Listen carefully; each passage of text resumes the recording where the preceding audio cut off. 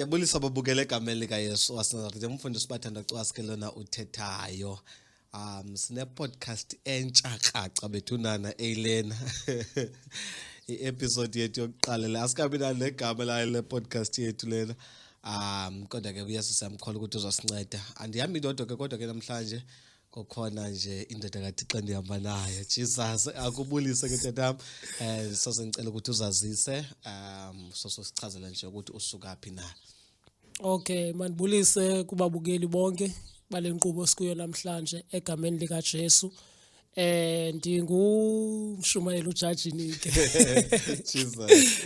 Ndisindisiwe ke izono zami zixolelwe. Ndiyazalwa Eastern Cape kudolophu yakucofa imvaba kwilali zaseQamata Basin. Ngokokuhlala ke ndisemzimkhulu ndishumayela khona indaba ezilungileyo.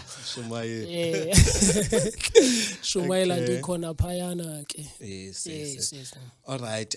Ndiva ke usithi usindisiwe, so ndiyahalela ukuthi ke siyiqale apho nje incoko lena yethu namhlanje because babukeli into engamandla apha kule podcast yethu. Ndihalela ukuthi sonke siphume apha namhlanje sivuselelekile ezizosharisha my brother okanye umshumayeli wethu istory sobomi bakhe nento asifundiswa nguThixo. Kodwa ke ndifuna ukuthi siphume apha sivuselelekile namhlanje sive futhi at the same time ukuthi ijourney lena yokholo yakhe ingasinceda phi nathi ukuthi sigain something nathi abebomini bethu. Then ke nami ke ndamane ndisharisha lapho ndinokwazi ukuthi ndisharishe khona. Yeah, so it's all about that le podcast yethu yanamhlanje. Make siqale ke le ndawo ke ndoda kaThixo kulena ka yobana ke usindiswa njani wamamkela njani uYesu. Ke siqala apho kulo ndawo le kwenze njani ukuze ube uyahlangana noJesu. Ukuhlangana kwami noYesu akhange kube lula kakhulu. Yes. Ngoba uYesu lo ibintu aba engaziwayo besingamazi ekukhuleni kwethu kule ndawo sihlala sikuyo elalini yethu. uYesu ibintu entsha indaba yensindiso. Yes. Kodwa ke kuye kwenzeka ke ngambeni kwexesha kwazofikelela abantu abashumayelayo besazisa uJesu osindisayo oxolela izono. Yes. Kulapho ke ngoku ndaqalisa ke ngoku ndathi make ndiyisondele lento ndikuze ndizoyiva kakuhle indaba kaYesu. Ngoba kona inkonzo bezikhona bezininzi but bengathethwa ngokucacileyo ngalento kaYesu osindisayo nangalendlela evangeli yokukholwa. Bezikhona inkonzo singena nje ezinkonzweni njengamuntu wonke kodwa siphume kodwa mina bendisiya nje ndibona hayi man andikoneliseki ngalendlela ndifuna ngayo. Ayikabile enkonzo ndiyifunayo but kuthe kuzofika abantu abasindisiwe besazisa ngoYesu osindisayo noxolela izono. Kulapho ndaqala khona ba hayibo mandiyisondele ndasondela ndafika ndamkela uJesu xa kushunyayelwa ukucacisa uba ungubani uYesu wenza kanjani ezimpilweni zethu. Nami ndaqalisa ke ndamamkela uYesu wabe sengena empilweni yami ndasindiswa ndaxolela izono. Okay. Yebo. Wow, hayi siyabulela siyambonga uYesu ngale ndawo le. So khawusosungena ke ngoku nokuqhubekeka. Ndiyacinga ukuthi umuntu xa ingena apha ensindisweni lapha evangelini ziba khona izinto azititshwayo nazifundiswayo. Nendicinga ukuthi nombukeli ekhaya uyahalela ukuthi akhe eve nje ijourney yakho ukwamkela kwakho uYesu ke ngoku zeziphi steps oye waqala wazenza ke ngoku so that sizokwazi ukuthi sifunde sonke. Yabo ke siqale nje kule ndawo le. Ndiyacinga lokho mhlawumbe nokuthi awusikange wasindiswa nje ungelanto ubuzirhuqa apha ecaleni into ezinjalo. So kuye kwabanjani lento nefamily futhi yayithatha kanjani le ndaba yoba usithi wamkela uYesu ngokusindisiwe? Okay. Akubanga lula mfundisi wami. Akubanga lula. I-challenges ezanyukela zanyuka sehla ngendlela engumangaliso. Ngoba njengoba besendishilo ke eqaleni ndisithi insindiso le ibingaziwa even kwasemakhayeni ethu. Mina ndisindiswe ndinezono bendizenza. Bendizezonweni nje nami njengomuntu wonke. Hlele esonweni ndinezinto ngiqonda ba andihalela uyeka ndisazithanda nezinye yeke. But ke ngoku kuthe kokushunyayelwa kufika kunjalo kumshumayeli wachaphazela into ethi izono zakho uza nazo kuYesu ukuze uJesu afika azokothulela imithwalo yakho. Kulapho ke ngonami ndaqala ndaqonda ba okay ukuze uYesu ndimbone busebenze kanjani empilweni yami andizohlala endlini ndilinde ndincedakale ndibe right kodwa ndizawuya nezono zami zinjalo kuYesu then afika ndothulele ndizombona ba usebenze ndawo nandawo lapha kum. Yes, so ke ngondifike ke ndasindiswa ke entsinisweni ndahlala njalo ndaqala ndafundiswa insika zokuhlala apha entsinisweni.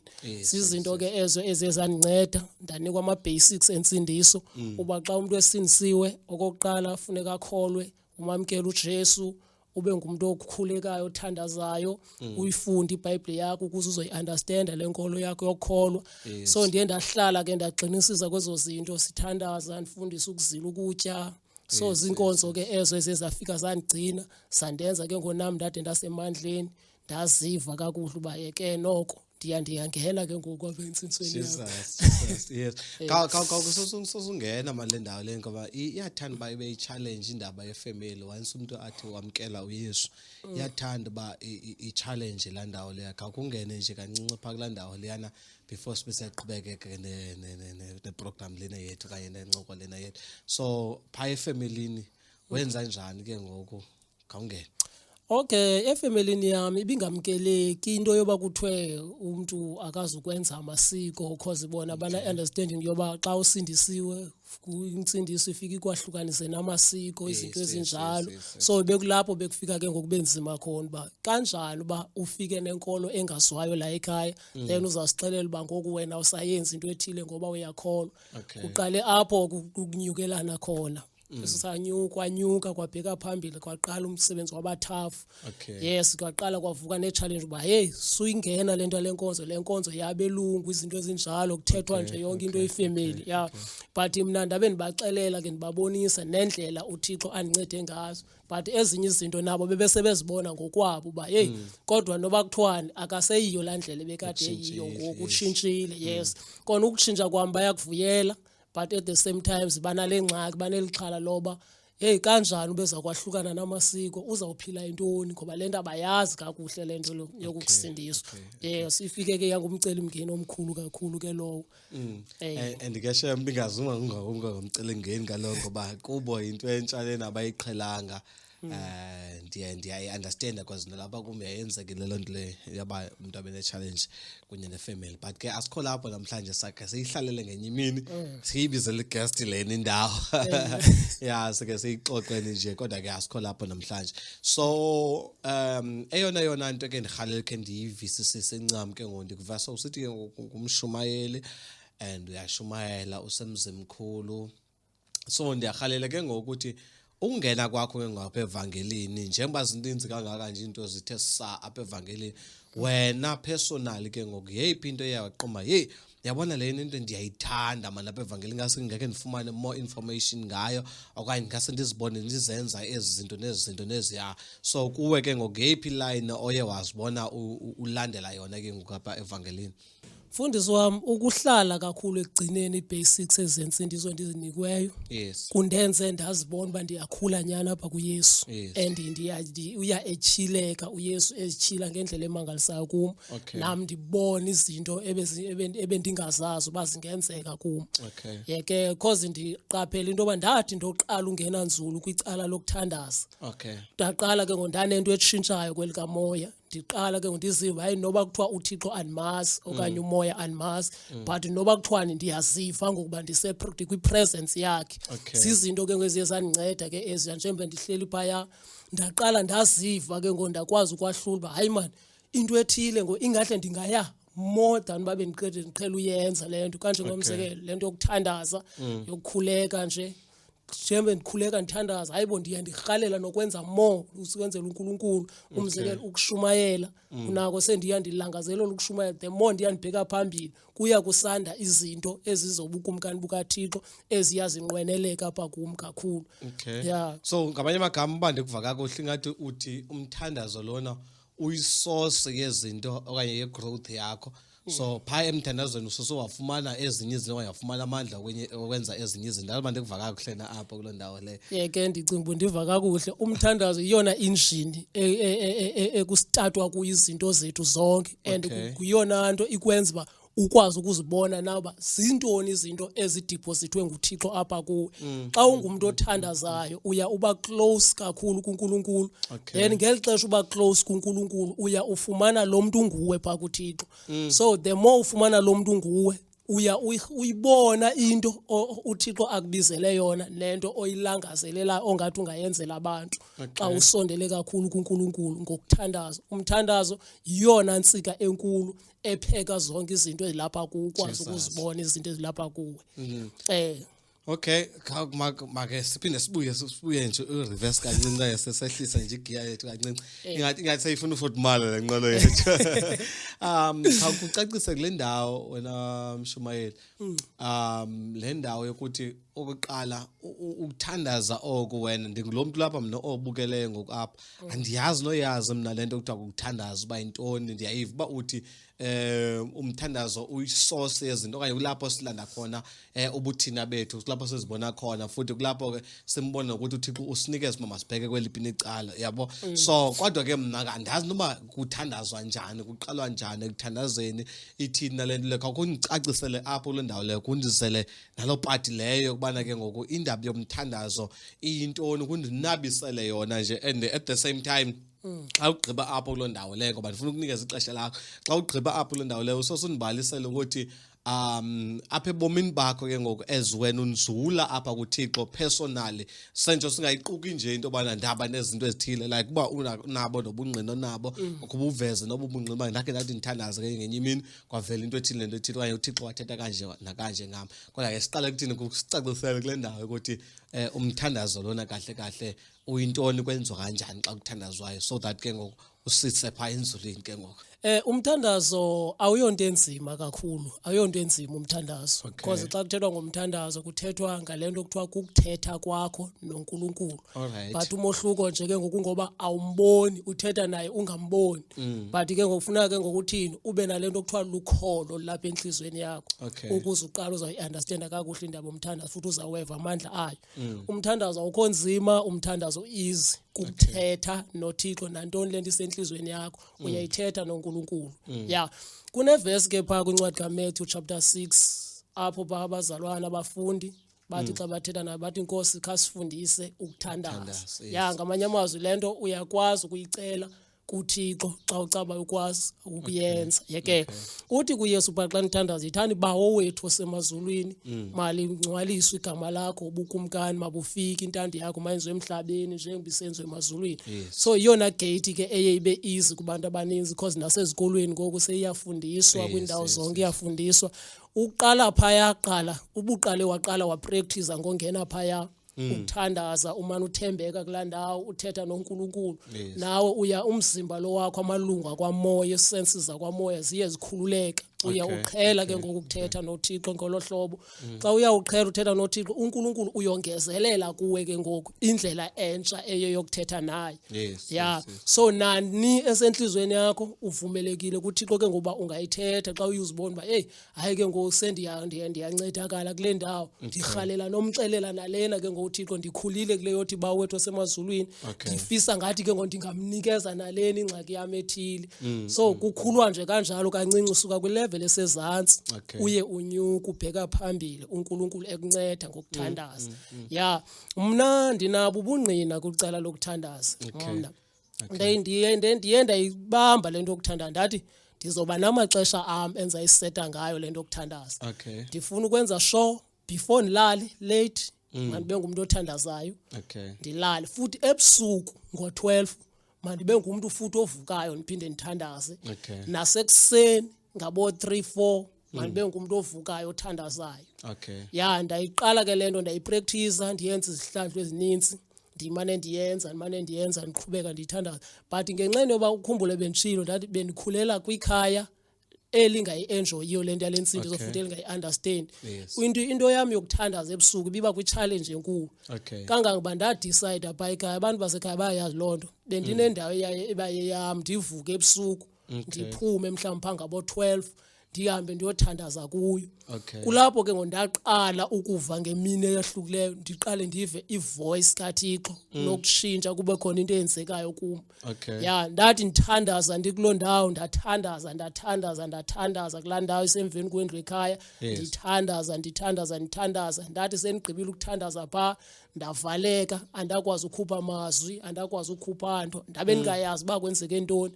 Inhliziyo yami yona iyalangazelela uba ndingathandaza but kwaqala kwavaleka kum ke ngoku ngexesha kuvalekileyo amehlo amavaleka ndathi nje ndijonga ndizama ujonga ngapha nangapha andisaboni izinto ebendizibona kwaba mhlophe ndangayazi uba kwenzeka ntoni. Kwaqala kwathetha ivoice ke ngezindlebeni zami kulo mthandazo. So ndizama ukubonisa izinto uThixo aye azenze mhlawumbi kuwe kangenza ngolunye uhlobo nakomnye umuntu angenza ngolunye uhlobo. Then ndanamazwi endawafumanayo ke apho kuba uNkulunkulu uzawuhamba nami kwindlela yonke endizayihamba naye emhlabeni. Mandihlale kwisitupu sokuthandaza ndingaze ndahlukana naye. Kuninzi uNkulunkulu angakutshilela kona xa ungumuntu ohleliyo ekuthandazeni. Yes. So kutyebile nje manje kuninzi uba ndingathetha ngendaba yomthandazo and uNkulunkulu kulapha ahlezi esibizela khona uba sithandazani ngamaxesha onke ukuze ningangeni ekulingweni. Sinelingo esiye sikwazi uzingakwazi ukuza kuwe ngenxa yoba zisoloko zifika ubhizi kukuthandaza. Ungabi na focus kuzo. So kuyakhuleka emthandazweni kulapho ubonana noThixo khona kulapho na uzazi khona uba ungubani kwenzeka ntoni kanjani. Sityebile izinto eziveza wena Mshumayeli. Now ke ngoku awukungene ke ngokule personal journey yakho ke ngoku kunye noNkulunkulu. So ndiyeva ke ngokuthi uyangena apha ekuthandazeni wathandaza after uthandazile uThixo wabe sekuyazitshila kuwe ethetha nangevoice evakalayo ekubonakalisayo ukuthi ndizohamba nawe. So khawuqhubekeke ke ngoku sibalisela ke ngokuthi uphuma nantoni ke ngoku ngenye ke ngoku ezuqhubeka ungumuntu ozila ukudla uthandaza futhi. So apha ejenini yakho le nsindiso ke ngoku uqhubekeke kwenza nantoni uze unyuka uzofikela even akule level lena yoba ube ngumshumayela yonke la ndle yakho kuze nje unabe. Njengoba bendihleli ndiqhubekeka ndithandaza ndingulo muntu uphila lo mpilo ndiye ndazixelela into ethi yabona soze ndahlukane nalena impilo yokuthandaza because into endiyibonileyo uThixo andibonise yona namazwi uThixo awatshilileyo kum kundenza into yokuba ndibe ngumuntu ohlala ekhuthalela because ndi-interested ukuva ilizwi likaThixo empilweni yami yonke imihla. So kuzoqhubeka ke kuhamba iminyaka ndisenkonzweni ndikhonza sinabazalwane sisebenza sikhonza sihleli sithandaza kwahambeka.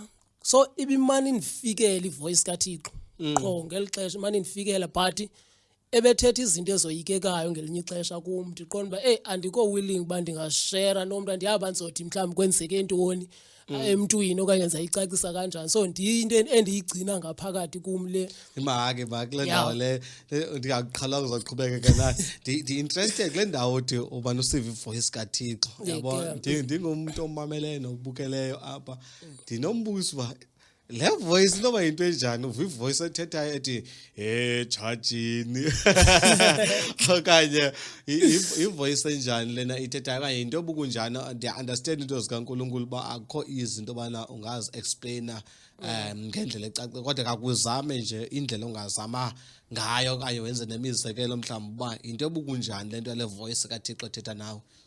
Mandiyiqale ngolu hlobo indlela uThixo mna aqale ngayo uqala kwami ukuthetha nayo ngami ndiqale qala ngebe ibe ngathi into ndiyayicinga indlela yokuqala ibe ngathi ndiyayicinga andiyinaki into endiyicingayo ngokomthetho longowami umuntu onjalo andidli ngoyinaka into endiyicingayo ingahle ndide ndiyive uba mhlawumbi iqhubekani kubheka phi so ibiqala ibe ngathi lento ndiyayicinga but xa sisuka kuNkulunkulu iyami inhliziyo yami ndingakwazi uphinde ndicinge enye into ihlezi noba ndenza ntoni iphinde ithi qatha noba ndenza ntoni iyandivalela.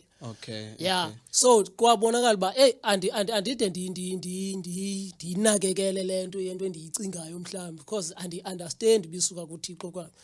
Kuzothi ke ngoku uze ndiyiqale ndiyiqonde uba into endiyicingayo kuyenzeka mhlawumbe kube kanti isuka kuNkulunkulu Okay. ndaqala ukuva kwami ndive ivoice ithetha njengoba usitsho nawe but ndibe ndizibona uba ndindedwa kule ndawo ndikuyo akho mntu ndimbonayo. Okay. Ya kwaqala kwafika ivoice uba izinto ezisenhlizweni yakho zijonge ungazithathi uzijonga nje ungazithatheli ingqalelo izinto Ivoice ke ngoku ithetha loo nto leyo. ivoice ke leyo ithethayo nami ke ngoku Okay. njengalento uba uyicinga lento oyicingayo akusinto oyicingayo into endiyithethayo. Okay. Yes, so kutsho ivoice ke ngokum.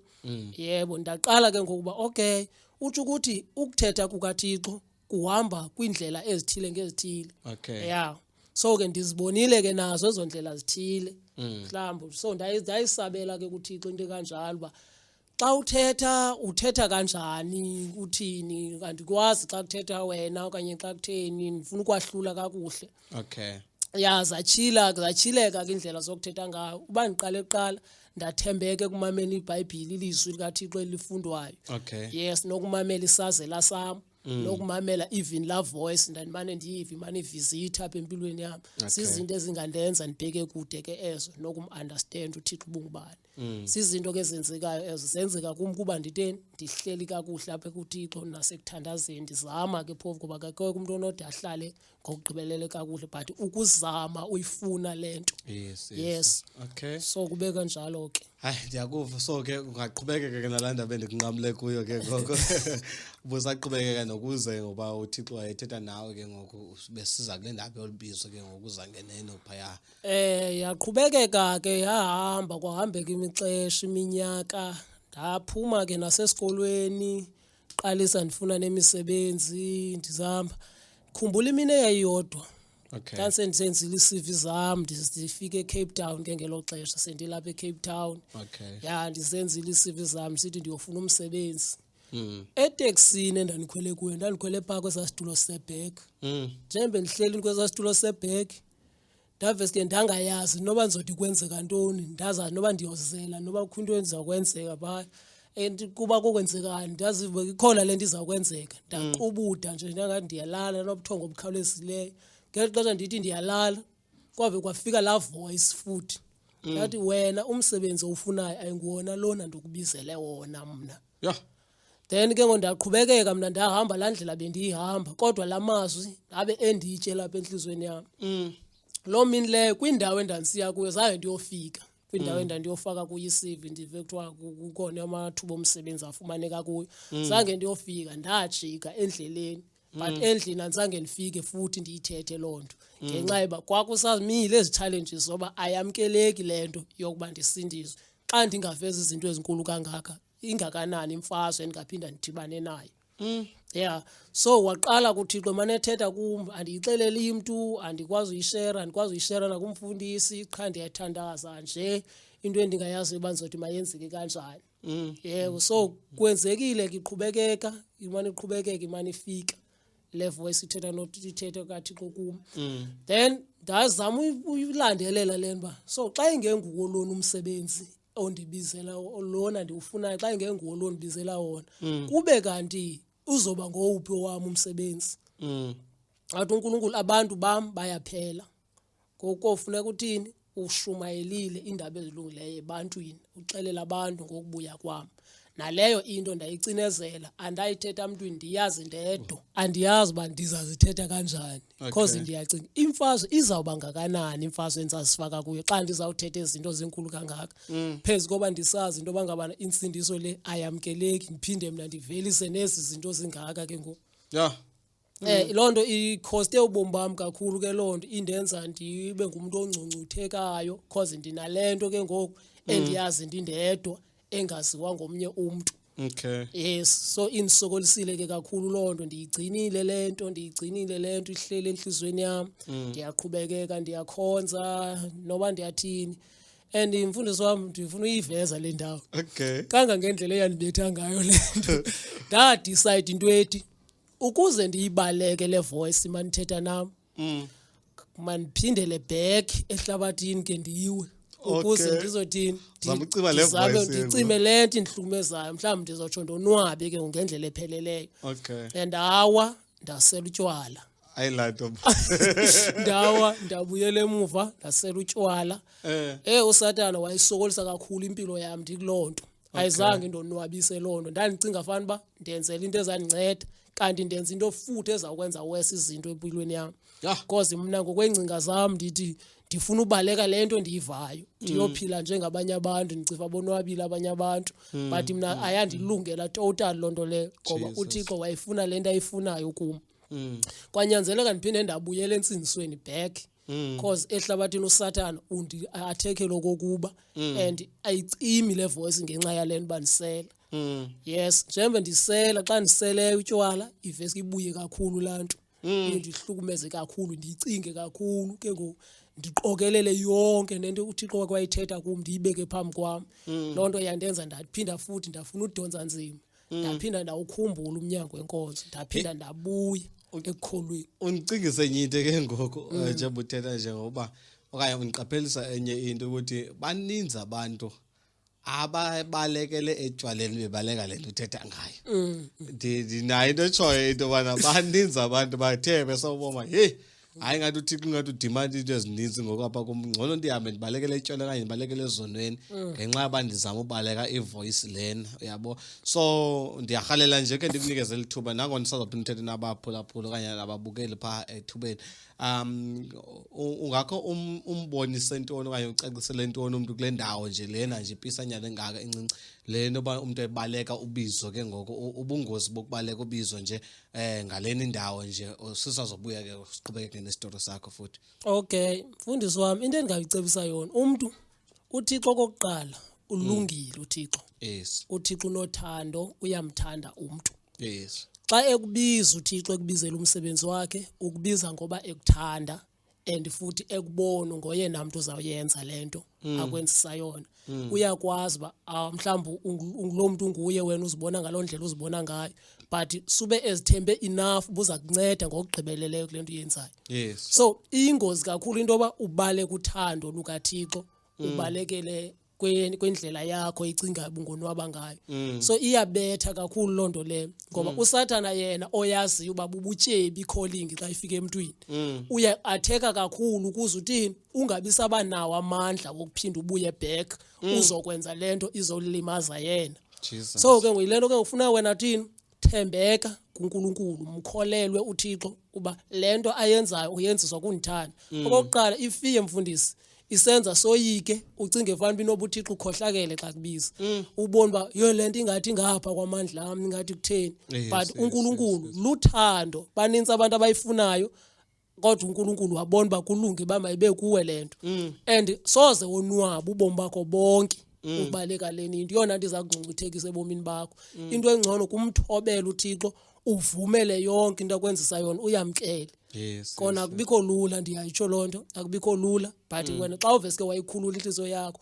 uvume ziyabetha ezazinto unga-end up utshaya drugs u-end up usela utywala u-end up usenza imikhuba emikhulu nezinto ubungakhange wazenza ngenxa yoba utheni ubaleka into elungileyo ebekufanele uyayenza because ubizo into elungileyo yokuthetha likwenza lento uThixo athi yenze noba yintoni hayi ndiyakuva umshumayeli ndiyakuva khawukuze kule ndawo ke ngoku le ndaba efiye wena zange ngikuhluphe lento efiye because mina elibizweni lami la ndawo insokolisa kakhulu indaba efiye kakungena kwelakhe icala mhlambi ke ngoku ikubethe ndawona indaba efiye okanye khango uvuka inqobo kanye wena le indaba elidimoni lefiye mfundisi wami indaba yefiye indibethile kakhulu beyi-challenge kakhulu empilweni yami indaba yefiye indlela endibethe ngayo ke le ndaba lefiye indibethe kakhulu umzekelo noba kufuneka ndimile mhlawumbe phambi kwabantu mhlawumbe ndiyipoint ekuthiwa ndizawubeka imessage nasenkonzweni njengoba sesikholwa singabazalwane oba kwathiwa funeka ndime enkonzweni phambi kwabantu ndishumayele bendiba nefiye ngeli xesha uThixo sendixelele yona message ekufanele ndiyinike abantu sendiyivile sendiyazi banizawuthetha ngantoni but xa sendifikile sendimile ngaphambili ebantwini ndibona uba ayikhona hayi ndiyoyika aba bantu bachophe pha phantsi sengathi kukhona ongayibeka ngcono kwapha kubo lento ndiyoyika ndiyazidelela nje kuyilonto so indenze ixesha amaninzi ndimane ndiqhawula imessage ebekuthiwe ndiyithethe ndiyiyeke esiphakathini ndiyiyeke ndingayigqibanga. So zezinye zendlela endibethe ngazo kakhulu kwindaba yefiye indisokolisile. Okay, so kule ndawo ukho wabandakanya masindaba yokuzidela, wabandakanya indaba yefiye. Ndinaye into endithi xa ndijonga mna le yami ijeni ke ngiyokubona yokukhonza kwam nobizo lwam. Ndinaye into endiyibona ilinka indaba yefiye, ezinto zezifiye nezinto zokuzidela zinayo indlela ezilinka ngayo. Okanye zinayo insusa mayibe ngolo hlobo elo linjalo. So xa uyijonga wena kwelakhe icala uyibona ngathi mhlawumbe lento yokuzidela okanye yezifiye izalwa yintoni apha kuwe xa uyijonga mhlawumbe awuyazi mhlawumbe kanganga ukuzinikeza ixesha elinjalo mhlawumbe lokuyistadisha ujonga uba isuka phi nalento na, ngoba kwelami icala ndidiscoverisha into yobana le nto yezifiye isuka way back before even nabantu bendiyasindiswa. Nalapha kwijeni yam nentsindiswa ke ndafumanisa ukuthi zikhona izinto eziye zibangele ukuthi ke ngoku zibuye ezaa zinto eziyana zezafiye zinokwakusidela nayo yonke laa nto. Kandive kwelakhe icala. Okay, mfundisi wam, mandingene kule ndawo.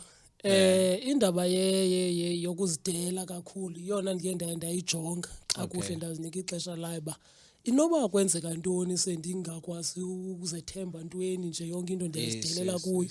Ndiye ndanotice into ethi indlela okhule ngayo mhlawumbi kwi-background yakho kokwenu nendlela mhlawumbi izinto oye wadibana nazo phaya ekukhuleni kwakho. Ziye zimbethe kakhulu umntu phaya. Ndinento ndiye ndithanda uyiqwalasela kakhulu. If ever ukhule mhlawumbe ungumntu ohleli nje usenza izinto zizamayo zingaphumeleli, then ubone mhlawumbe hey akho nto inhle wakwayenza yake yanconywa mhlawumbe kanye akho nto yake yakunika amhla. Into ozenzayo zonke ubone izinto ngathi ziyafail. Laa nto la yenza ungazi ube naso isibindi sokwenza nayiphi into. And yet ungakwazi nokubona le nto seyirayithi oyenzileyo ngelinye ixesha ngoba utheni akukaze kwakhona umuntu othi wenze kakuhle phaya okanye wenze kakubi ngohlobo oluthile lungisa kanje nakanje, umuntu ozawuza ngendlela eright.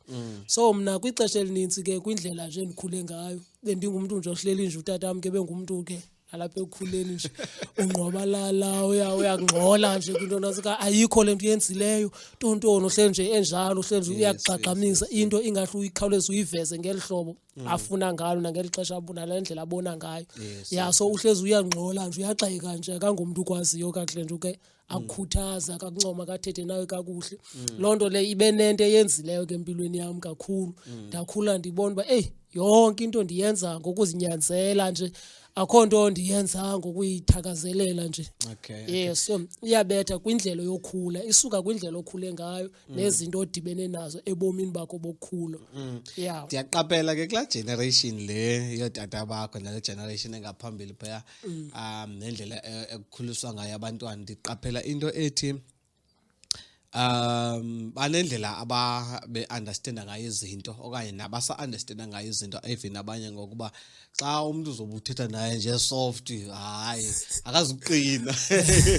So funeka abe nawako hashe abe ngathi uyagxeka kwezinye izinto, yabona laa nto leyo, so that beyindoda eqinileyo ucace uba unamandla. And ndiyacinga ukuthi isininzi sabantu bayenza laa nto leyo bengenanhloso yokuthi bafuna ukuvisa kabuhlungu umntwana okanye bengayazi ukuthi pha in future le nto lena ingamchana ndawoni umntwana. So nanku umphulaphula okanye umbukeli ngoku umamela apho ubukele like ungumzali kwelakhe icala. So awunamazi omhlambi ke ngoku ongathi ukhe wabhekisa apha kuye nje kubana wena ngokwendlela ubona ngayo ingase ingenzeka kanjani le nto lena ukuze umntana noko angasafarishi kwezi zinto athi noba seke funeka enze into right angakwazi ukuyenza le nto right nje ngenxa ye-background yakhe. Okay, ndinawo amazwi endirhalela ukuwaphosa kubabukeli phayana nakubo bonke abanye abantu nje. Umzali xa ekhulisa umntwana ingahle kuqala xa ungumzali ukhulisa umntwana umnikeze uthando ngokwaneleyo umntwana wakho. And futhi naye ade alibone uthando ba hey utata okanye umama uyandithanda, umnikeze uthando. Then xa ngabana kukhona into enhle ayenzileyo uzama ukuvuyisana naye kuloo nto intle ayenzileyo, umkhuthaza, uyaba umntana wami wenze kakuhle apha, wenza kakuhle kanje nakanje nakanje, khawuqhubekeke ke le nto uyinyuse kakuhle ubheke phambili. Then okwesibini xa engenzanga kakuhle futhi nakhona uphinde ube nendlela yokumcelela ngayo bamntanami awenzanga kakuhle ke ngokule ndawo. Okokuqala kuba easy ke ngokumntwana bamakathini akumamele xa ngabani utheni uzomcorrecta kwinto errong okanye uzomfuna umtshintsha abe le ndlela ufuna abe yiyo because umbonisile ekuqaleni uthando lwakho ba lo mntwana ndiyamthanda ndikanti futhi ndisupportive kuye ndingumuntu omesekayo kwinto yonke. Yeah, so into yoba ube licala eli-1 emntaneni wakho uba uyanqola qha akwazi ngalonto uyawumenza angakwazi ke ngokuphinda alunga abone into eright umnika into eright because angaziboni naye naxa senze into eright. Yeah, so kubalekile umacala onke umnikeze umntana uthando ube no ewe ube no hayi kuye ukuze yonke into oyithetha njengomzali azoyithatha serious. Sizinto ke zo endiqinisekileyo ba ziyamnceda ukukhulisa umntwana ngendlela eright. Noko umntwana xa ncokola nomzali okanye ethetha nomzali esisinto kumzali okanye makube nomohluko xa afika emzalini naxa esemnganeni wakhe. At least ke lanto nje ugxekwe nje izinto nje zabanganweni wakho xa nihlaselana nje ngalo hlobo leni nidlala ngalo. At least ekhaya noko kufuneka kubekho indlela ethile umama approacha ngayo umntwana utata approacha ngayo umntwana ukuze izinto azozithatha serious kakuhle kuwo ukwazi umjika abe yilento oyifunayo. Yeah, so ezazinto ezaziyakhuthaza eziya umkhombe kakhulu kuYesu. Umbonzi uYesu luthando. uYesu akahleli nje xeke umuntu kodwa uyakubiza akuqokelele akubonisa uthando lwakhe akubonisa uba wenze kahle apha akubonisa uba phaya udinga ukwenza okuthile ukuze ulungu be right. So lo macala afune kuwavelele onke emntwini njengomzali. Lo ndibalekile ke ngomntana umenza akhule ejabule ezazi ndiyathandwa ekhaya unala confidence ke ngokakuhle nje kuphile kubomo obu easy nakuye ubheka phambili ke ngoku yonke into uyayazi ba hey umama akazuyithanda le utata akazuyithanda le andenzi kakuhle apha naphaya. Yeah, so ezazinto ezasiyayiza ikhulisa iconfidence yomntwana akhule ezethemba ukuzazi nje uba ndiyathandwa ekhaya. Lo nto yenza bazethemba xenza into enze yazi ba utata uba ndiyenze kakuhle lento uzawuthi ndenze kakuhle apha. Yeah, umama uba ndiyenza kakuhle lento uzawuthi hayi mntanami khawukhuphule ke ngophaya ukunyusa indlela okwenza. Yes. Kuneverse ethile kaye ke naba ezuthetha lento uyithethayo because it's very important lento uqhubeka uyithetha. Ndiqaphela ukuthi indlela athetha ngayo nebandla lamabandla ay7 pha kwincwadi yeGenesis ke yeRevelation. So phayana uThixo uqala athi hey nandi nguThixo ndinje ndinguvula indlela kutsha kwelinye ibandla pha and then abuye ke ngoko azochaza into bana hey wenze kakuhle ke apha kuleni ndawo andule ke ngokuThixo ukuzothi kodwa ke ndinale ndawo ngakuwe yebo. And then from there athi ke ngobuya lungisa or athi lungisa kanje nakanje nakanje athi uba ke ngokuye walungisa uzofumana ireward eyilena yabo. So esa strategy esawuthi xa sisebenzayo ndiyasithanda singqinelana nalento oyithethayo ukuthi uqala sivezeni uba into endiyifunayo mina nansi ndinguThixo ayindinje mina ndinguThixo and then abuye ke ngoku azokuncoma ke ngoba hey hayi wenze kakuhle apha kule ndawo laa nto yomnikeze i-opportunity ubana naxa wenze kakubi athi kodwa ke ndinale ndawo ke ngoku apha ngakuwe.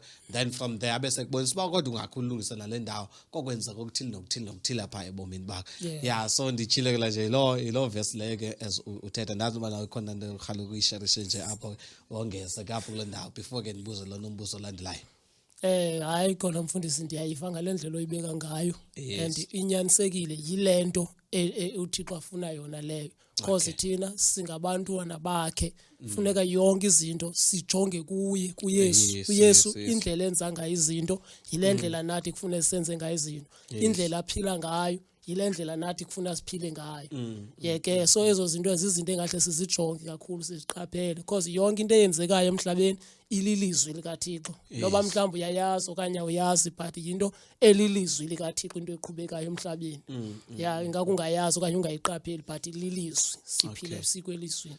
Alright, ndicinga sizikhavarishile ke ngoku into ezininzi uzovuma nini ke ngoku le ndaba le ndaba yolibizo ke ngoku uzoyivuma nini njani kwenzeka ntoni kwenzeke ngoba uyasabela ke ngoku okanye zange uthi usabela komhlamba waphela lapha esoneni asinawuyazi ngalo igqibela ubalekile lo waqoma ndilibaleka libizo ndihambe ntotshona ngapha esonweni. So ngoku okanye waye wathini wabuyela kuYesu then bakuthina ubomi bakho ithini into ke ngoku? Okay, mandingene le ndawo. Mfundisi ndiye ndabuya ekulahlekeni kwami esonweni. Okay.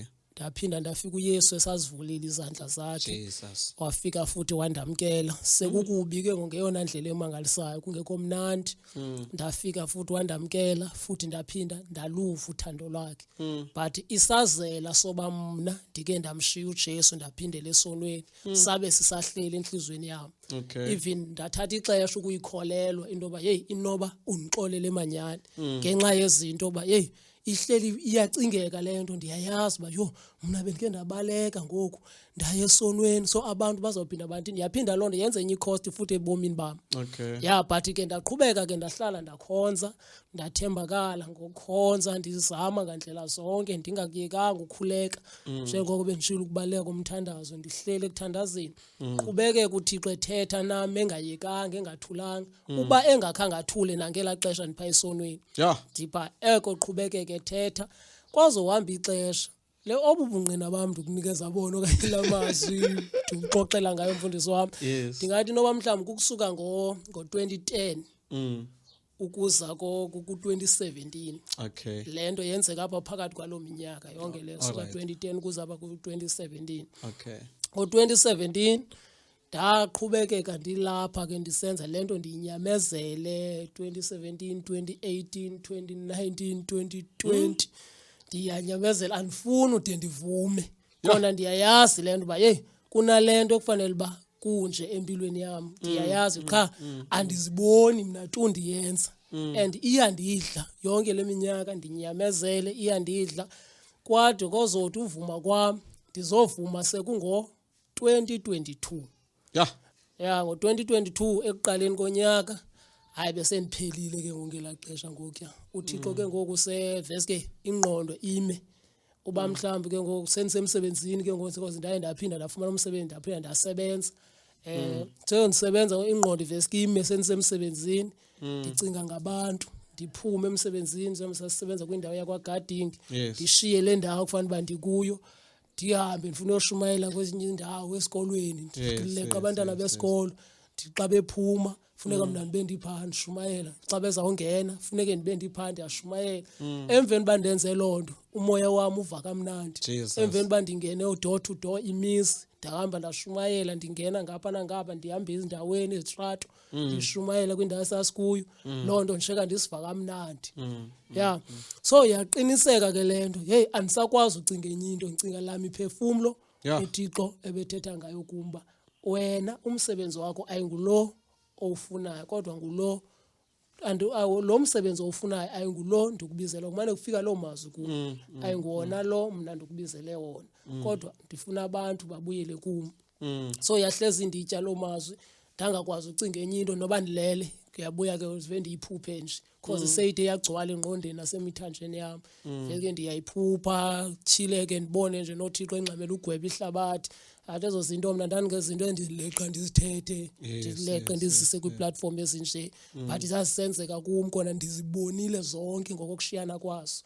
Yeah, then ke ndaqala ke ndashare ke ngona senkonzweni ba iyandixaka ke iyandongamela kumfundisi wami qala ndamsharela ezi zinto ndimbonisa ba hey mfundisi hayibo ndibona uA ndibona uB ndibona uC nakhona ndingena in details andisamlandeli ukusuka emuva sendisithi nje ngoba sendingxamisekile uba hey ngoku ndifuna ubona yena uthini ucebisa ntoni kulento.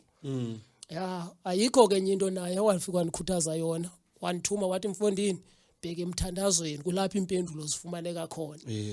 Kona elibali mfundisi lide kakhulu nje kakhulu kunendawo nje endizitsibileyo usiba njani endawo sezifuna ezindawo kunendawo endizitsibileyo usicela ntoni endawo zakunikeza ichance kodwa kuyafuneka uyazigrumba nje usibambele wazimbini wazithathe bakeza ndawo sifuna zandawo azifihlwa. Qhubekeke. So mfundisi kunendawo ke nyani njengoba sengishilo kawungeke nje pha kule ithi qatha ngoku. Okay. Ngoba ndiyacinga bezikhona ezithi qatha sizishila uThixo uthethile mani ngamaxesha amaninzi kum because ndikhumbula ndike ndagula kakhulu ke ndangumuntu ohlutshwa impilo nje kakhulu kwena Okay. Ndagula but ndathi ndibangachekishwa ndingena kwizibhedlele nasezikliniki ezindaweni zange kufumaneke into icacayo uba kuqhubeka ntoni kum. So but yafika la voice bendithetha ngayo uba wena awuguli tu wena. Uba ngabani ungaveske nje qha uvume ukwenza lento uThixo afuna ukwenzisa yona. Kwakhangela ndayobhaqeka kwisibhedlele seMonti. Kodwa ndinesifuba phayana batsho ke bona xa babonayo bathi ndinesifuba. Bekhangela ngandlela zonke bathi ndinesifuba but yaphinda uThixo wabonakala phaya. Bathi yonke lento bathu nayo awunayongo. If ever wena ungenza lento lomsebenzi yichance yoba mawuthini ubone abantu abagulayo uqala uthandazela abantu wenza ushumayeza abantu ukuthini wena awuguli vuma qha ukwenza lento uThixo afuna ukwenzisa yona. Ezo zinto futhi kungela xesha ndingazithethi emntwini ngalo ezo zinto. So ndihambe ixesha indlela ende uThixo ebonakala empilweni yami but ndingafuni ukuzithetha ebantwini. Kodwa kapho ndiyakhona ndizothi apha ku2022 eqaleni unyaka usaqala ngoFebruary kanje hayi kwaye ndoyisakala kakhulu. Ndavuma hayi ndaxela hayi ndiyanikezela ndihlala phansi kwanyanzeleka ke ngondiphume nakwindawo endisebenza kuyo ngoba andenzi lento yenziwayo ngomna ndikubona enye ngexesha loba fanele bandenze enye into ndibona ukuba kungasindisa umuntu ngelixesha even iradio emsebenzini osisebenza ngayo ndibona indlela yokuvangela abantu yokushumayeza abantu andenzi yonke lento endiyenziwayo but uYesu ke wandenzela inceba kuloo ndawo because babelithanda ilizwi lakhe abantu bemamela eradioweni ndishumayela ngayo ngo8 siba nomthandazo ebusuku endiwufakayo ngeradio umsebenzi abantu bamamele nje bancedakala siyabathandazela bamkelisa uYesu nasefonini abantu befona befakaza nje Jesus so kwanyanzela make ndiyeke ke ngolento yokuphangela kwami ke ndifocus ke ngokupheleleyo apha kumsebenzi kaThixo lo uqala kwami ke ukuze undibona ndizoba ngulomuntu ndinguye ndaqala ke ngondanikezela inhliziyo yami umsebenzi wokushumayela make ndiwenze permanently.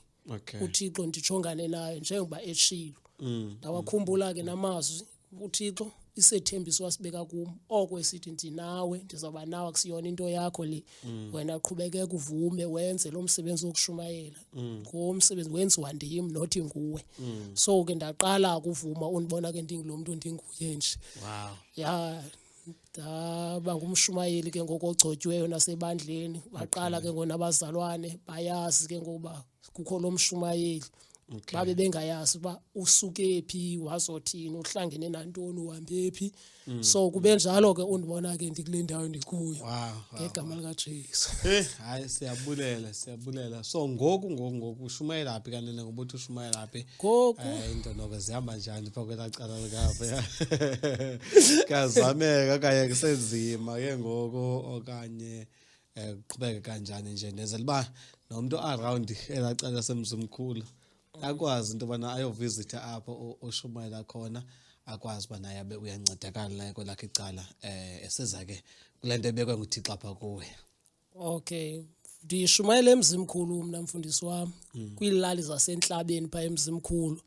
Kodwa ukufika kwami emzimkhulu andifuna uxoka nokuqamba amanga kwakungekho lula.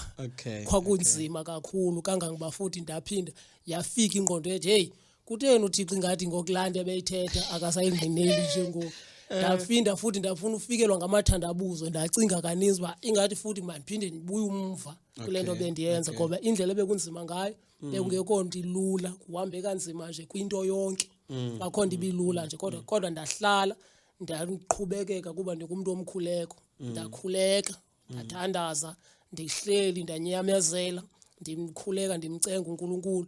Kodwa xa ndithetha namhlanje akusafani nendlela endandifike kuyiyo kungcono kakhulu ke ngoku ba siyakhonza sihlangene emzimkhulu siyakhonza phaya abantu noko bayangena kusindiswa abasindiswa futhi abantu ngoku akusafani nendlela endandifike ndiyiyo.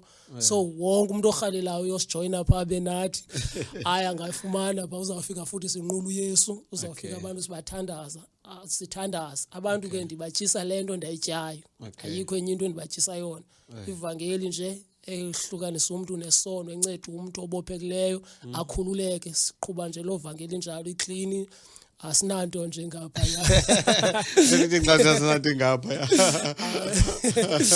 asinazo into mhlawumbe ukuvema izinto ukuthi umuntu wazi wathi oil wenza into ethile wenza zonke izinto ezenziwayo ezingekho right ebantwini so usifumane kulonto siyanqula qha uYesu siyakhuleka sihlele kuthandazweni simamela umoya ongcwele siyathembele kuNkulunkulu yena yedwa sinayo enye into esiyethembileyo so wonke umuntu oyileyo bhaya uzawufika sikhonza uYesu qwaba nothi nezinye izinto. Okay. Now ke maphethelweni lencoko yethu ngo kakundicacisele ke ngokwamazwi akho nakongendlela ubona ngayo ungathini xa usibalisela singabantu ungathini ngoThixo wakho kule journey yakho ufunde ntoni kuye ubona ntoni kuye kuyo yonke nje le journey senje sisummarize yonke le journey yakho ngoko ubona ntoni ngoNkulunkulu angamsummarize umthini uThixo uthi umbone enjani yonke nje lanto leya inje yakho kuvele nje apho kuloo ndawo. Okay, umna kwijourney endiyihambileyo noNkulunkulu kangangendlela endukuchazela ngayo ba izinto zami azange zabalula. Okokuqala ndimbone uThixo elungile kuba bekunjalo nje kodwa ndimbone uThixo elungile kuyo yonke lonto. Okokuqala into endiyifundileyo ngoThixo uThixo akahambi ngokufuna kwenhliziyo yakho. Lento ayifuna kuwe uThixo uyayifuna. Into endiyifundileyo ndayibona. So kum njengomntwana kaThixo kumelezekile ndizi-understand ba ndingumntwana kaThixo and ndixhomekeke kuye ndithembele kuye yonke into ayithetha kum ndizawuyenza. uThixo akafuni umuntu owethemba yena. Uyakuyeka uzabalaze ngako konke amandla angawakho ngendlela ocinga afana bungaphumela ngazo but ekugqibeleni uyakubonisa ba ekugqibeleni inkwanguye. Kunevese etho ithi uYesu ibinguye izolo nguye namhlanje yoba nguye naphakade. So noba ungazama ngeyiphi indlela uzama ukwenzeni la Thixo wakudala iba nguye namhlanje nasekugqibeleni banguye unguAlpha aphinda abe nguOmega xa qale into ikwanguye ozawuphinda ayivale.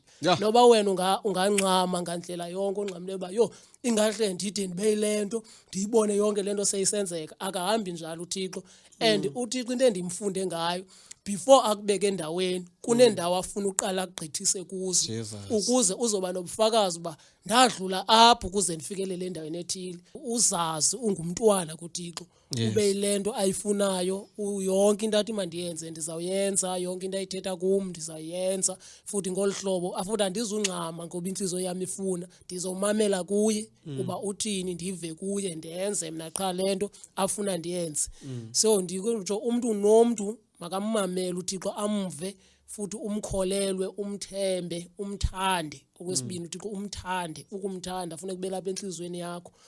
Ndingatyala lonto ke ebantwini enjalo ba ezo zinto ufuna umuntu amkholwe amthande amthembe ulungile unenceba uThixo unjalo. Kukhona ke ngokumuntu obukeleyo ngapha ke Mshumayeli. Omnye abaleka kokuqala. Obaleka libizo. Akafuna ibona indaba ekuthiwa libizo. Omnye ebekho wabizwa uNkulunkulu but ngenxa yobunzima adibene nabo kule ndaba yolibizo waqombe mandiphinde ndiyibaleke lena into ngeke ayinoyimela. Owesithathu umuntu obebiziwe uNkulunkulu uThixo watyhila izinto ezininzi kuye kodwa along the way zalahleka ezo zinto ezo zikaThixo pha kuye lo muntu lowo unjalo. Ngabantu ababiziwe abo bathathu kodwa ke bahambe omnye ke ngowazalahleke ngowezinto zakhe zikaNkulunkulu bezibekwe nguThixo kuye. Omnye abaleka yabona lento nje ngohlobo senjongalo. And at the same time kukhona ke ngolona ungekasindiswa yena umuntu phinde kube khona lona ke ngoku osindiswe ongazazi yena ba angayenza kanjani ke nguze uThixo amtyhilele yena ukuthi into nambizelo lapha emhlabeni. So ndifuna ke ngokwintshumayelo yakho ngokwintethe yakho ekugqibela uthethe naba bantu bonke balapha ukhona nomnye futhi ofuna ugive up yena kwalapha elibizweni at the same time kukhona nalowana ke ngoku osesonweni yena ngoku uyantshumphe ke esonweni akazi makathini na ungacebisa uthini ke kuye. So ndifuna bonke aba bantu abo oba kwintshangathelo yakho kwintethe yakho ozoyithetha uthethe nabo uyabo ubhekisa kubo ke ngawusabhekisi nje kum kuphela ungathetha nabo ke pha ekamereni ujonge kubo uthethe lawo mazwi nje okomeleza kulona udibana nobunzima kulona uxekiweyo into bana athini na kulona ungekamkeli Yesu ngayiqala kanjalo ungekamkeli Yesu kulona oseke ngenile insindisweni ongaya direction kulona oseke sindisiwe urhalela ukwazi umonga izinto ezikulona oseke ebizwa ke ngoNkulunkulu but ekubizweni kwakhe nguThixo uyadoubt yabaleka omnye nanku uwile ngapho lacala ngapha uze ke ngonakulona ke ngoko oseke ngenile fieldini but ngenxa yobunzima wabaleka wabuya umva omnye sefieldini kodwa kunzima apha efieldini mntakabawo ngapha omnye ke ngokuselibizweni lakhe uyahamba ubheka phambili kodwa naye udibana ne-challenges along the way. Thethe nabo abantu bonke nabo babekwa phambi kwakho. Okay, mandingene kule ndawo mfundisi uthetha ngayo. Umuntu oqala endihalela uqala ngaye kwaba bantu bonke. Yes. Ndihalela uqala ngalaa mntu ungekamamkeli uJesu. Yes. Ngoba istep sokuqala sekufikelela kuzo zonke ezi zinto. Uqala ekwamkeleni kwakho uYesu. Okay. Ya, igate yokuqala kukuba umuntu ufuneka amkele uJesu asindiswe axolelwe izono. Ya, nabani umuntu uyafunwa nguYesu wonke umuntu uba makasindiswe axolelwe zonke izono zakhe namatyala wakhe. Yes. So uYesu ayikho enye into ayifunayo emntwini ufuna lo mphefumlo ongaphakathi kuwe uba xa ngabana sekufikelela ixesha loba asweleke emhlabeni ahambe makayongena ekhaya ezulwini kunento ekuthiwa lizulu kunendawo ekuthiwa lizulu kubekho nendawo ekuthiwa sisoko so sifuna ukuphephisa abo bantu umuntu ahamba ayofikelela kuNkulunkulu wakhe awamdalayo so ngena wamkela uJesu azofika kothulele yonke imithwalo kukwabantu abaxakekileyo ababethakala kwizimo zonke abanye bayagula abanye banezifo abanye banezinto zonke abanye banamisebenzi baxakekile nje izindlela zonke uYesu nguye yedwa okwazi ukunceda umuntu kwezo zinto ezinjalo uba ngabana uvese waphakamisana sakho wamkela uYesu nje ubese uyamvuma umkholo ngenhliziyo uyokunceda uYesu nguye ozaqhubekekisa ukunceda endleleni utsho ube likholwa lokwenyani. Okwesibini kubuye ke ngoku uzoba kuthi ngose ungumzalwane kube kwaba bantu ke ngobatheni babizwayo mhlawumbe aziva umuntu uyabizwa. Okokuqala kubalekile ubaleka ngelinye ixesha kunalo icala kunayo indawo endingathi kugudi ngayo kwabanye abantu. Ya kubalekile ba umuntu akaba for uba uzo izocaca kakuhle lento yakuba ubani kanye lo muntu wenza lento into endala banditsho mfundisi baninzi abantu baye baphazama umuntu mhlawumbe acinge efana ubizwe nguThixo kanti akho njalo ithi iBhayibhile xa ithethayo uSathane yingelosi yobumnyama but uyakwazi uzitshintsha azenze ingelosi yokukhanya. Sometimes angathatha umuntu amnika imibono erongo namaphupha arongo acinge efana inoba mhlawumbe ubizwe uNkulunkulu then egambeni kwexesha xa qhubekeke ehamba indlela abone ba ayisayekho ngolanto ebekade yiva ayiseka kasayazi noma kuthina phende econfused.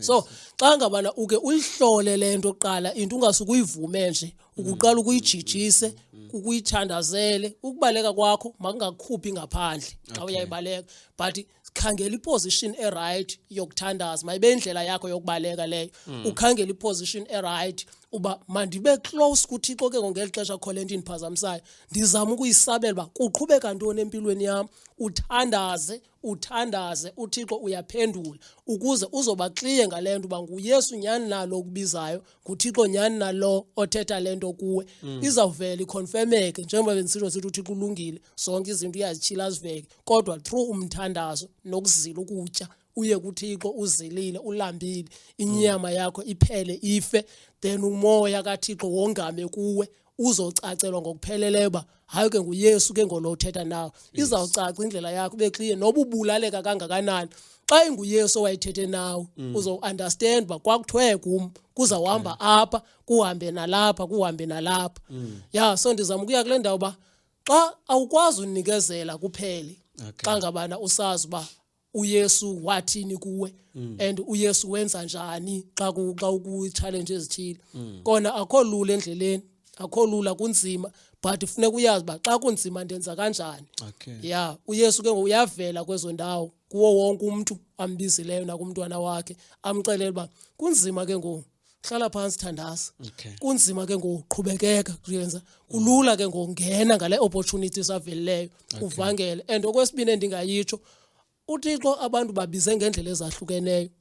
Umuntu ufuneka kwazi ba mina ndibizwe kanjani okanye ndibizelwe ntoni funeka ukwazi uzahlula kuloo ndawo uzibambe kakuhle uzazibamba kanjani the more uhlala naye apha emkhulekweni Okay. The more nihlala naye uqhelana uhlala naye nincokola naye uyakuxelela nangayiphi indlela kwezandlela besendizibalile eqaleni uyona uza kuvezela ba wena ungulona wena uhamba apha nakanje then uzawusazi kakuhle ke ngoyona ndawo yakho and suthi xa ubona abanye abantu behambela phambili ezintweni ufuna utshintsha ufuna ufana naye wena iba nguwe uhambe ngepace yakho ube ngumuntu othembakeleyo nje kule ndlela uthi naba abantu abayiboni but wena ithi chu kwindawo yakho uthi chu kwindawo yakho lo nto le iyakwenza ukuhamba ubheke kude noNkulunkulu ngoba uNkulunkulu uneplan ngobomi bomuntu ngamnye and akafuni sibe into enye sisonke mfundisi omnye funeka abe yenye into ahambe kwelinye icala omnye ahambe kwelinye icala omnye ahambe kwelinye icala ukuze zonke ezo zinto sikwazi uqokelela umzimba wakhe wonke sikwazi ukuba yilento asifuna siyiyo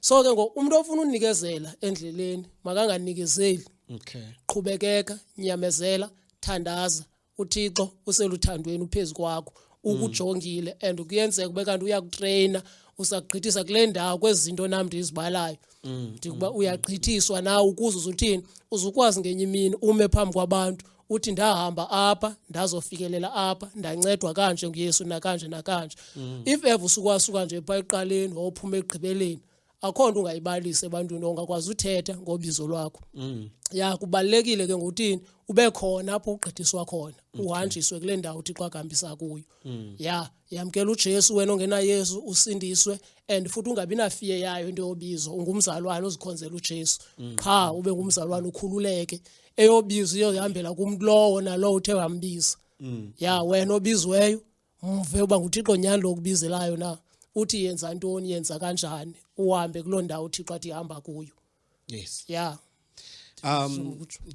ndiyayithanda le ndawo oyivezayo ethi sibizwe ngokwahlukahlukana abantu abaninzi bacinga bafana le ndaba yobizo lena ufuna kuncama imisebenzi njengobusitsho nawe uyeke yonke into xa uthiwa ubiziwe kanti the reason why silapha emhlabeni it's because sibiziwe. The reason why nje uphila wena it's because kusekhona ubizo oliphezulu empilo yakho kusekhona something uThixo afuna ba uyiachieve apha kulomhlaba. That is why usaphila, that is why usaqhubekeka nokuphila mandibe ngolohlobo lenjalo. So ithi ke ngolonto le njalo not sonke sizobizwa ngolohlobo abalisa ngalo umshumayela lapho kwelicala lingapha. No, unolwakho nawe ubizo. Mhlawumbe lokho ubizo lihamba kwela direction, mhlawumbe ubiza lo wena ukuthi uyoshumayela emsebenzini, uyoshumayela esikolweni, uyoshumayela ezijele, uyoshumayela kwindawo ngendawo. Kodwa ke ubizo lakho lube lungafani nolulo kamshumayela athida ngalo apho kwelicala. So ndithanda nje uqinisa lo mazwi ango anjalo. The reason why uphila it is because kukhona ubizo phezulu kweyakho impilo. Hamba ke amo discoveration ukuthi uThixo ukubizele ntoni eze esitsho umshumayeli. Shumayeli sizawuvala ngoku. Dana nje ukubana wamkelisa abantu uYesu abafuna ukwamkela uYesu. Ndiyithandile nendlela obusibalisela ngayo ukuthi wakhe wawa kodwa waphinda wabuyela ensinisweni. So which is nalona obukele namhlanje obakhe wahamba endleleni ensiniso kodwa wahlulakala. Unikeza ichance ngoNkulunkulu ba aphinde abuyele kuYesu asindiswe ngoba inceba yakhe uThixo ke ayikapheli.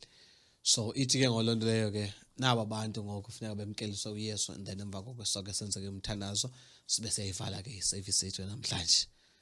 Ngakuba amkelise kuYesu ke abantu. Amen. Siyabulela ke siyabonga ngale service esibe nayo sisonke kule ndawo. Wonke umuntu ndiyaqiniseka uvile konke okuthethwe naye. Lamazwi afikileyo endlebeni zakho nanto ethethweyo yafika enhlizweni yakho. Yilento uThixo adinga yenziwe nguwe leyo. Wena ongena Jesu ongena Yesu nawe othi wawusasaza uyathandabuza sawuthandaza kunye nawe ngoku.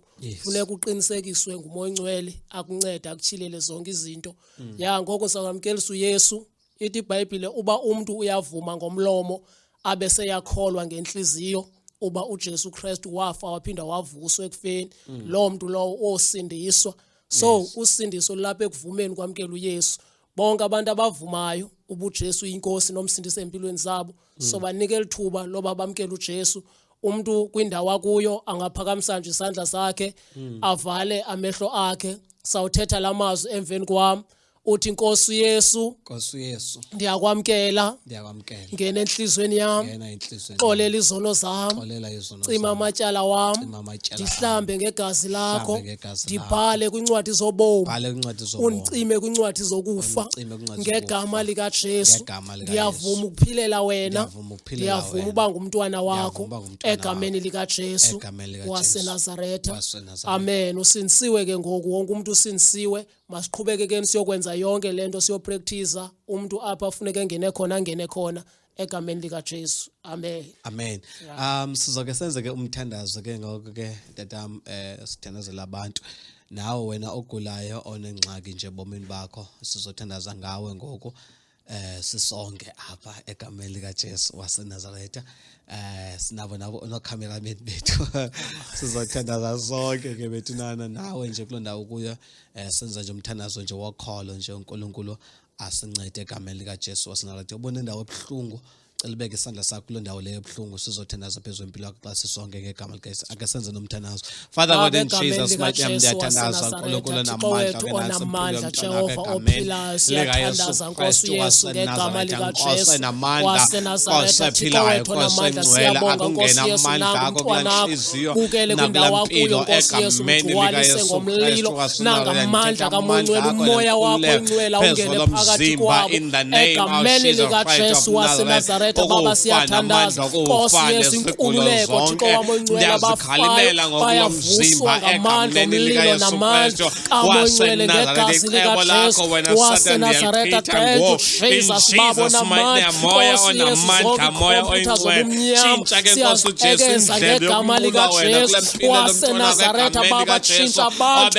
in the name of Jesus Baba siyathandaza Nkosi Yesu thank you Lord Jesus siyabonga egameni lika Jesu Kristu waseNazaretha Thixo wethu olungileyo Baba wethu namandla onke fihlelo zakho in the name of Jesus Baba siyathandaza Nkosi Yesu ngegama lika Jesu Kristu waseNazaretha Baba abathembela kuwe ke tata wami abadaniswa Nkosi Jesu nathi masingadaniswa egameni lika Jesu Mongcwele waseNazaretha siyabonga ke Nkosi Jesu philisa ke nalona ke uNkulunkulu namandla kwezonhloko zibuhlungu lo maxa buhlungu ezontamo ezonyawo ezozandla egameni lika Jesu ezozisu ndethe impiliso kuzo wo in Jesus mighty name be free from every spirit and from every demon elikhushela impilo yakho ngegama lika Jesu insikelelo yakho kwesomandla ayigcwale kula family nakuliyana kula mntwana wakho egameni lika Jesu we thank you Lord Jesus in the mighty wonderful name of Jesus Lord of Nazareth amen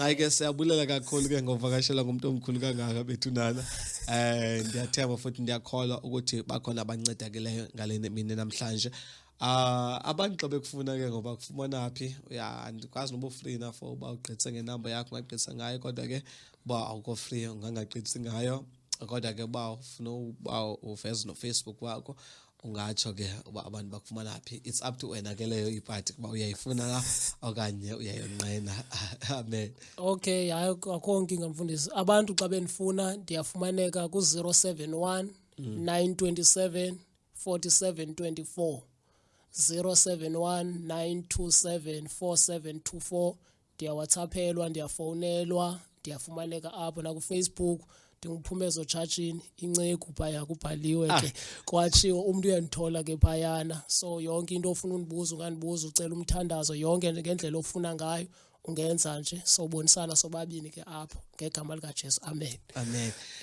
sibulela kakhulu ke babukele egameni lika Jesu waseNazaretha bekukuhle kuba mnandi kwaba mnandi futhi okuba nani bekukuhle kwaba mnandi kakhulu okuba nani uYesu nje anisikelele sinokholo ke olukhulu obana uThixo sazoyikhulisa le podcast yethu siqhubeke ke sibhekeni phambili sisashoda kakhulu ngeequipment sashoda kakhulu ngento esininzi apho ke sithe sasilela khona nawusixolela bethunana siqala ngalento esinayo kodwa siyazi ukuthi apho sibheka khona siyaphambili ayibo amen Yesu anisikelele ke nansi ke yami phone number ke mina ke 078 327 9645 ndiyiphinda futhi 078 327 9645 every day ke ndiyabhala ku Facebook intshumayelo phaya ku Facebook ku PST bathanda cwasi unganifollowisha khona pha ukwazi uba ukhuthazeke ubukele nezinye izinto esizenzayo again Uyasanisikelela sise Cape Town ke thina ke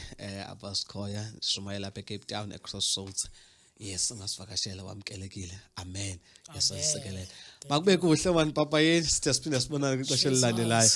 Ndiyathemba kubana sizoba ne-episode esoba nazo mhlambe noma iveki neveki simane si-uploada uyesu wasinceda ayibo amen. Inkosi kakhulu.